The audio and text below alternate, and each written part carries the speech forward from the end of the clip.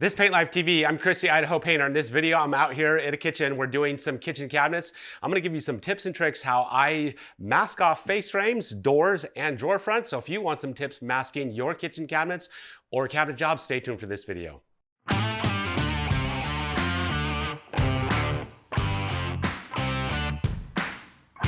All right, we're out here at a kitchen job doing some kitchen cabinets. It's a very small kitchen.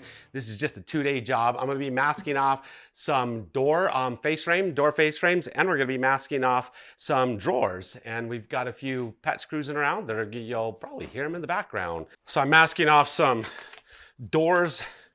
Right now, these are drawer fronts. I'm masking off some drawer fronts using 1.5-inch frog tape. If your job's going to extend, more than a day, you definitely want to be using green frog tape or blue frog tape to mask on anything, because it actually comes off a lot easier than our orange production tape. So I use green frog tape on all my face frames. When I'm doing any filling in, I'll use the orange frog tape to fill in because it's a lot less expensive.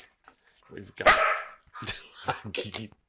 so I'm masking the drawer front still, keeping my rollers exposed. I'll show you how I actually mask those rollers. You don't want any overspray on your rollers at all, because it'll affect the functioning of the rollers. Now I just use paper. I like masking with 9-inch paper, and there's multiple options. You can cut, fold, a lot of different ways you can deal with your paper. I like to just fold it up, and then I'm gonna fold it down, crease it, and then I'll tack it. And this is where I start doing some tacking and filling in. I'm gonna be using production tape that doesn't cost as much. If I'm gonna be masking over my rollers, I'm gonna use frog tape because I don't want anything sticking to those rollers. So I'm gonna cover those rollers up so they're not gonna get overspray. I definitely like my masking to look, neat, tidy, professional, just in case the customer, walks in, looks at the job site. They can see every aspect of their house is being treated with professionalism. You can see how the paper, 9-inch paper, fits perfectly right on there. I like this added insurance, adding some tape to my edges just like that. It sticks really well to the exposed adhesive on your frog tape. Then I'm just going to cover my rollers. Once again, I'm not worried about the metal work on these rollers. You can't see them, they're not exposed. So just like that. Just definitely want to make sure you get them covered 100%. Check for leaks, make sure there's no leaks in your masking. And that's what that looks like. If you're unsure whether this is going to push through or tack down, once again, use production tape, stick it on there. Now that's stuck 100%, just like that. The paper is cheaper than plastic, so I use paper on my drawer fronts. The paper's not big enough to cover the doors, so that's where I'm going to show you using plastic. I like using folded 3M plastic. The masking process is extremely fast once you learn how to do it. Once you've done it, fast and efficient. A lot of people are going to, or not a lot of people, but some people are going to say, well, I could have those kitchen cabinets painted by hand before you have them masked off. And I'm not going to argue how fast you can do it, but I'll argue about the finish quality. A sprayed on finish is way better than a brushed on finish. It's going to look like it came out of the factory, so we always want to spray our cabinet finishes. So those drawer fronts are masked off right there. We've got a area right here. Ideally, you want to have this all emptied out so you can not have to mask around, products and stuff that are gonna break and stuff. And customer didn't empty out this sink part, so I'm just gonna have to deal with it. I can empty it out myself, but there's nothing in here that, I'm worried about breaking. Just a bunch of household chemicals. Another drawer front. Just gonna mask this drawer front off. It's like this. I like working from top to bottom. It's a lot easier than, because I can get my hands up underneath, work from top to bottom.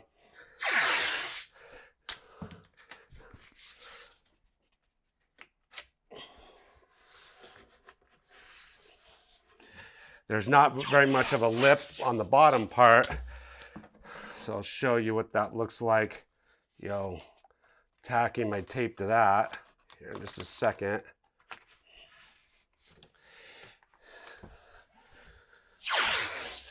I'll show you, we're gonna be doing the floor. I use, anytime I'm masking onto the floor, I use yellow frog tape.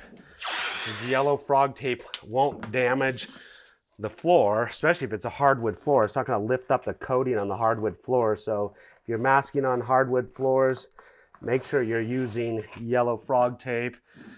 This is kind of a, this is a rubber, it looks like wood, but it's not. It's a rubber product. So take your time, get this measured out just right. You want the exact length, right? You're gonna tack it right up top. This is our plastic paper. Make sure just slow down, get it right here within a 1/4 of an inch. Tack it up. It's not sticking very well because it's dusty under here. See, it dust, so it's not sticking so great up under there. I'm gonna try to stick some production tape up there. See if this will help it stick. The production tape has a lot stronger adhesive. So I'm just working right along. I'm not gonna be painting the insides of the cabinets, or I'm not gonna be painting the underside. So I'm masking these off. I'm gonna be masking the countertops off. You see, I've removed the appliances. If you can remove the appliances, it's always best to remove them. That way you don't have to mask them off, and that's why it's gonna be painted behind here. This is all covered up by a microwave. I removed the microwave, I removed the stove, and I removed the refrigerator. It's a good opportunity at that point in time to clean. They was really, really dirty behind each one of these, so good chance to clean it all up. So I've got frog tape yellow for the floor. I'm gonna be putting paper down, and I mask my paper with frog tape blue. The frog tape blue is a little bit cheaper than frog tape green, saves you some money, but it has the same paint block technology.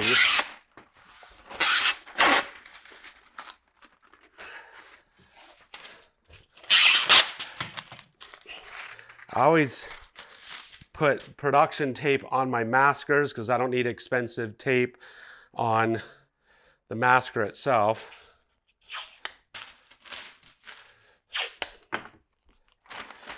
So we're just spraying the face frames in here.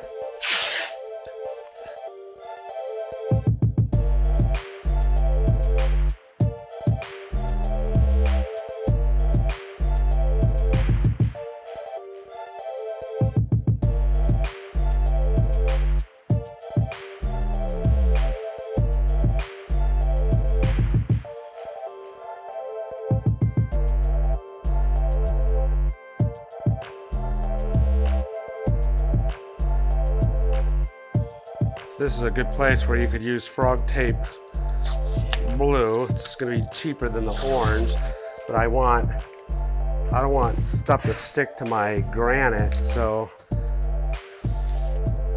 just using the blue to fill this in right here.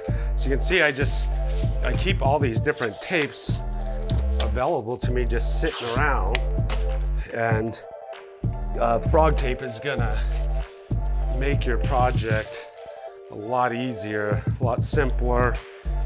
You're not gonna have paint bleeding through your edges. I'm gonna be painting the sides right here where the stove goes in. I'm gonna paint this back wall. It's actually never been painted before. So the 2K poly that we're spraying on here will actually be really good for that back wall and make it a lot more durable, cleanable.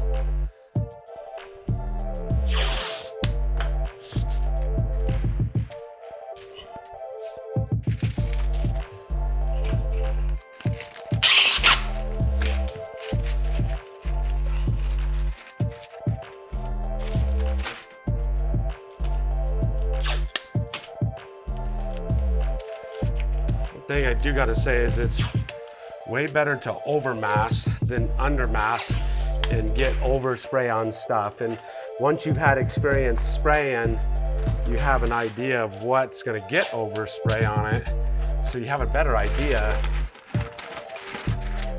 of what needs to be masked once you've sprayed.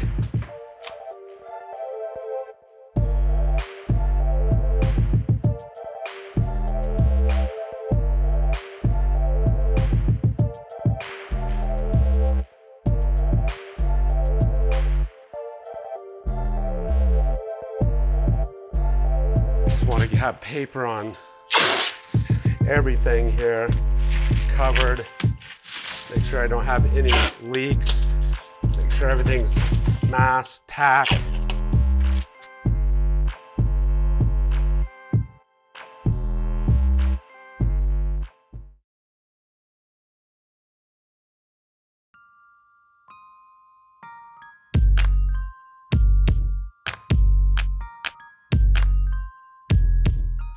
I only keep two sizes of products. I keep 72-inch masking film, and I keep 9-inch paper in my vehicles. I don't like to have a lot of different sizes. It takes more time to manage the inventory, so I like to just keep it simple. 9-inch paper, 72-inch masking film, and I fold where I need to. Fold or cut.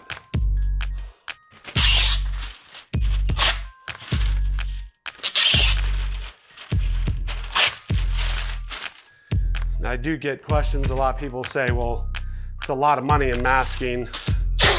It really isn't. And this kitchen's only gonna be one roll of paper, one roll of masking film. Probably 5 rolls of tape.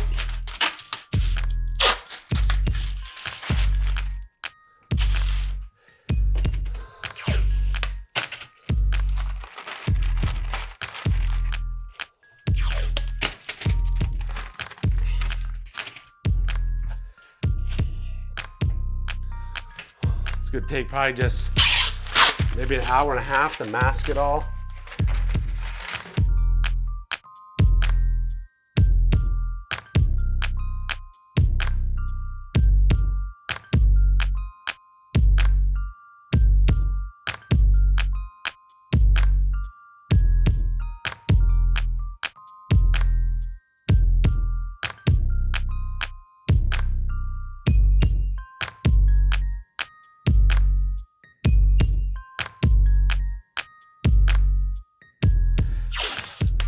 I only keep 2 sizes of tape. I keep 1.5 and 1-inch tape. I don't use any other sizes there. I like to keep it pretty simple tape-wise also.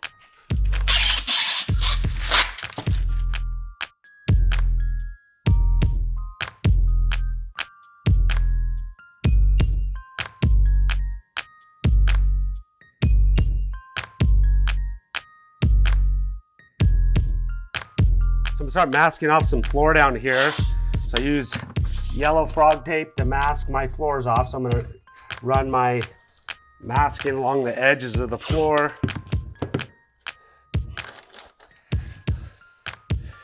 And then I'll fill that in with paper.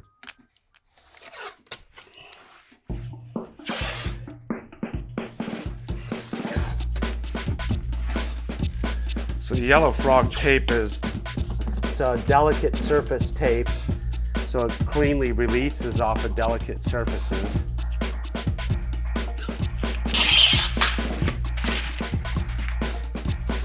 Just gonna tack my 9-inch paper to the frog tape.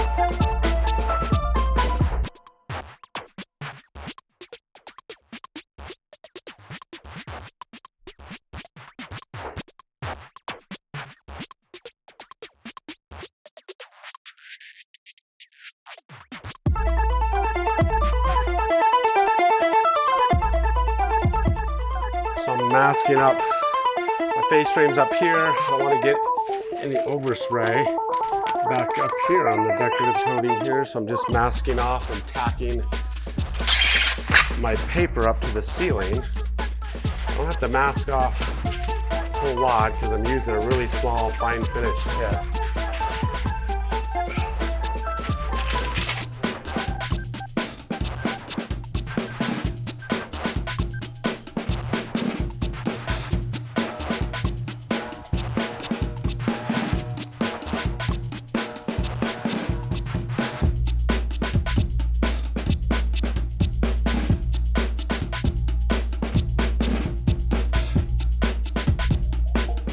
So I'm going to mask off these 2 boxes. I'll show you what it looks like to mask off a box. I use 1.5 inch frog tape to stick behind my face frame. And you're just going to tack it behind the face frame. Once again, I like to use frog tape green because it's a 21-day release. If you're here on the job site for more than a day, it comes off a lot easier than just a regular production tape. You want something that's going to release quick and easy. There's not a lip on the top and bottom here, so I got a mask right down on the bottom. This is a little bit different scenario than most cabinets. So I got to mask it flat.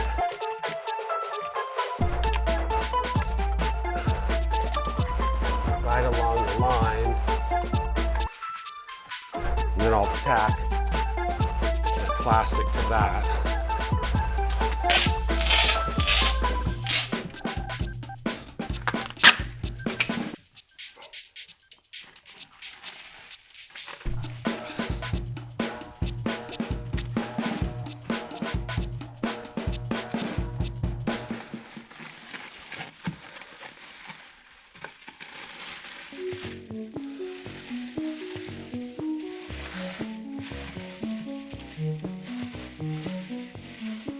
I like to some people will cut their plastic with a knife, but then you end up just having plastic floating around, the job site that you got to clean up. And I just like to tuck it under.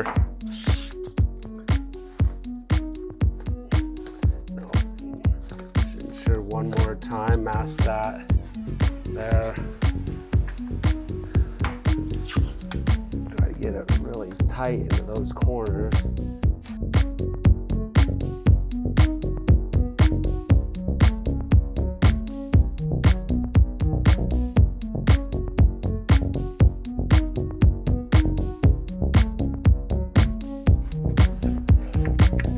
So you don't have a lip, so I don't have a lip to mask on top and bottom on this one, so I'm just going to mask it a little bit different. I'm going to put top and bottom first, mask it right on the line, and and then I'll do my sides after that.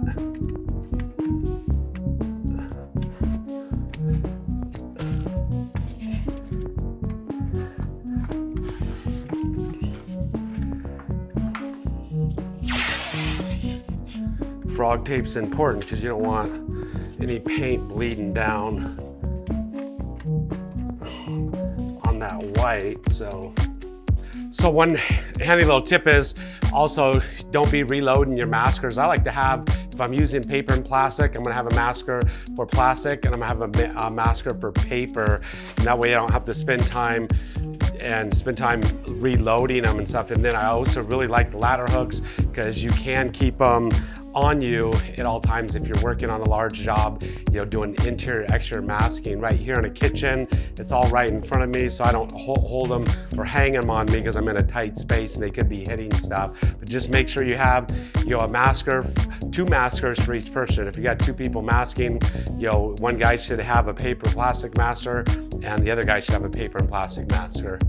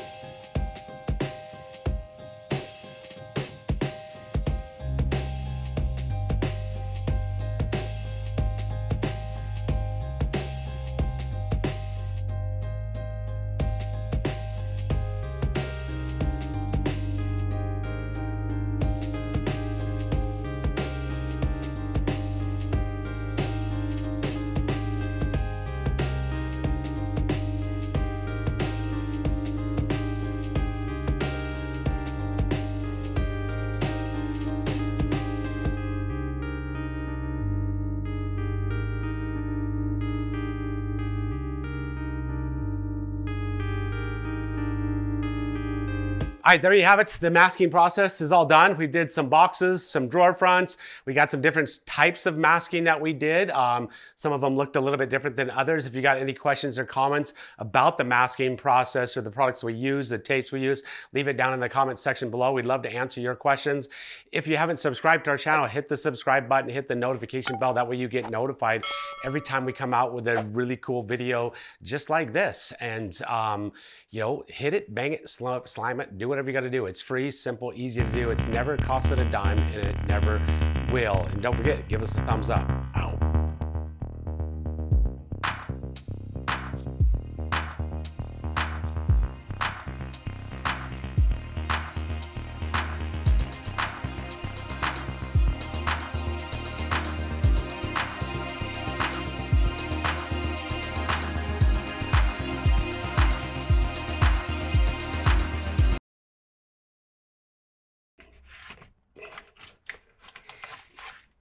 Yeah.